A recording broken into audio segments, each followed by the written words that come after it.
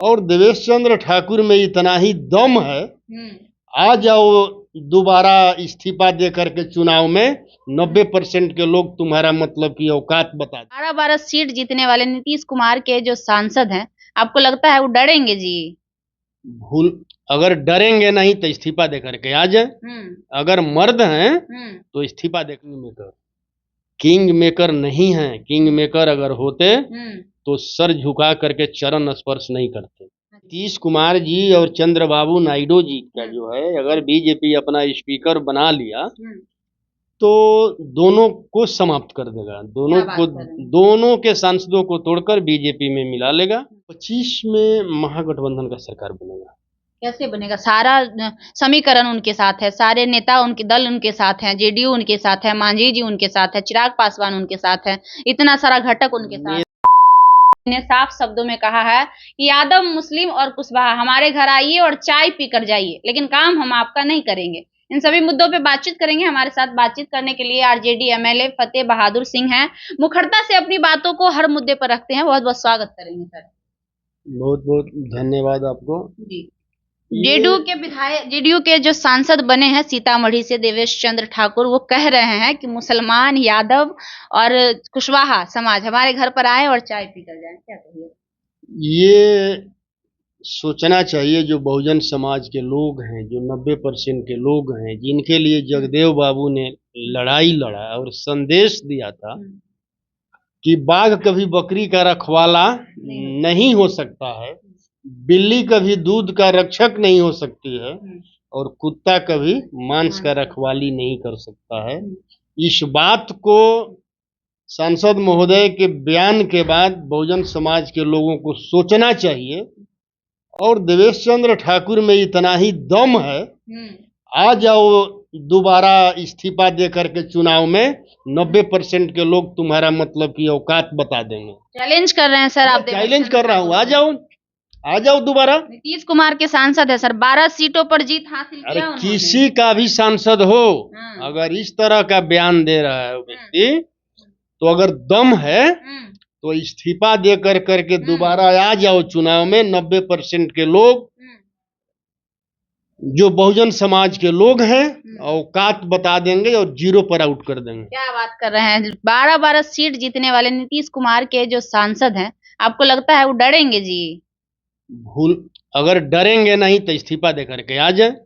अगर मर्द हैं तो इस्तीफा दे करके आ जाए। बड़ी बात कह रहे हैं सर, मानहानि का केस कर देंगे आप? मैं बोल तो रहा हूँ, अगर मानहानि का केस करने वाला बात तो वो बोले हैं। अच्छा।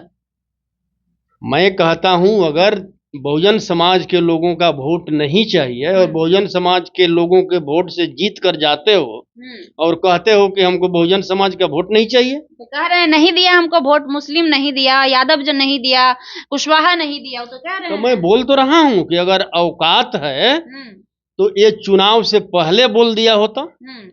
अगर आज भी बोल रहे हैं तो औकात है तो इस्तीफा दे करके बोलबे किए थे कि हम कुर्मी के घर नहीं जाएंगे, हम राजपूत के घर नहीं जाएंगे। 3-4 को कौन कौन जाति का नाम लिए थे। जीत तो गई लवली आनंद सिंह घर से। देखिए, बहुजन समाज के लोग नहीं समझ रहे हैं, लेकिन जीतने के बाद अब लोगों को समझ में आ रहा है। जिस प्रकार आप काराकाट में ही देख लीजिए ना, उपेंद्र कुशवाहा जी ने बाघ को ही अपना रखवाला बनाया था। क्या हुआ? उनके गोद में जाकर के बैठे थे और वही लोगों ने उनको समाप्त कर दिया। उपेंद्र कुशवाहा को सीट दिया ना बीजेपी, एक तो सीट दिया और मतलब कि पीछे से एक भेज दिया अपना हनुमान को। पवन सिंह की बात कर रहे हैं? हाँ, पवन सिंह तो निर्दलीय चुनाव लड़े हैं।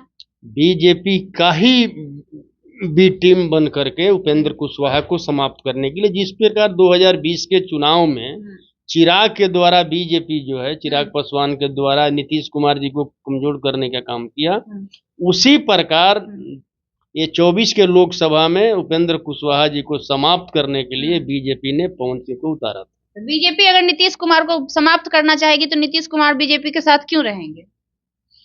यही तो, अब क्यों रहेंगे ये तो वही बता सकते हैं।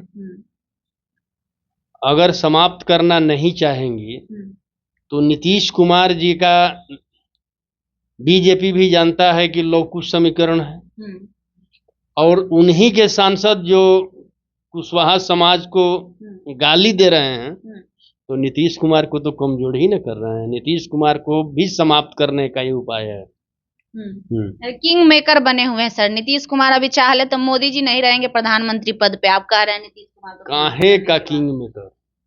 किंग मेकर नहीं है। किंग मेकर अगर होते तो सर झुका करके चरण स्पर्श नहीं करते। अच्छा। चरण स्पर्श करने वाला, चरणों में झुकने वाला व्यक्ति कभी किंग मेकर नहीं हो सकता है। 8 मंत्री पद मिला है बिहार को। नीतीश कुमार जी को क्या मिला है? नीतीश कुमार जी को भी मिलेगा, इंतजार कर रहे हैं। क्या मिला है? चरणों में झुकने वाला व्यक्ति किंग मेकर नहीं, उसको दास होता है, हनुमान होता है। समझ गए? वो आदमी किंग मेकर कभी नहीं हो सकता। अब होगा ना बिहार का विकास। 8 मंत्री पद मिला है बिहार को, अब तो बिहार का विकास होगा। हमें आशा है कि बिहार को नीतीश कुमार जी जो है विशेष राज्य का दर्जा दिला दे।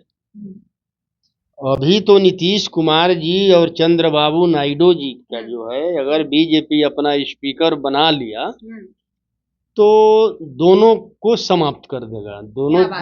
दोनों के सांसदों को तोड़कर बीजेपी में मिला लेगा और नीतीश कुमार जी समाप्त हो जाएंगे और चंद्रबाबू नायडू भी समाप्त हो जाएंगे, अगर ये लोग अपना स्पीकर नहीं दिए तो। बीजेपी ऐलान कर चुकी है नीतीश कुमार के नेतृत्व में एनडीए बिहार में विधानसभा चुनाव लड़ने जा रही है। आप बात कर रहे हैं खत्म करने की।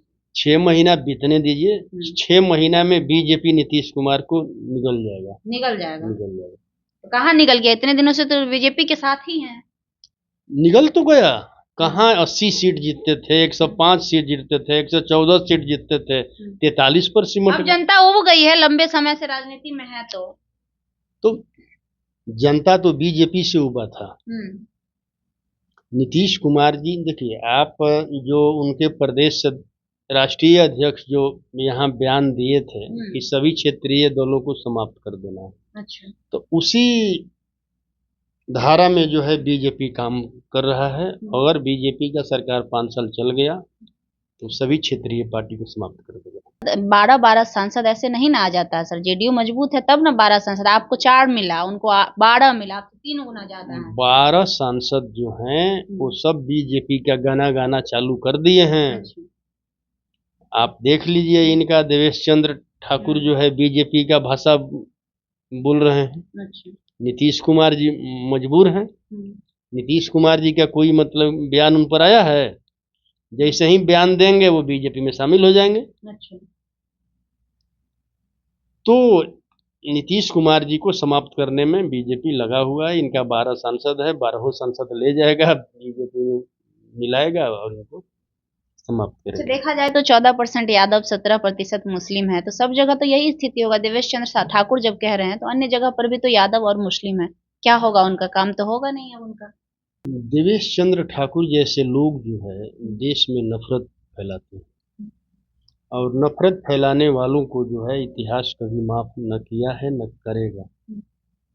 आप देख लीजिए, मोदी जी 400 पार ला रहे थे, उनका क्या हश्र हुआ? नफरत का ही राजनीति का देन है कि 400 पार वाले 240 पर सिमट गए। तो देवेश चंद्र ठाकुर भी आने वाला चुनाव जो होगा उसमें कहीं दिखेंगे नहीं। कहीं नहीं दिखेंगे।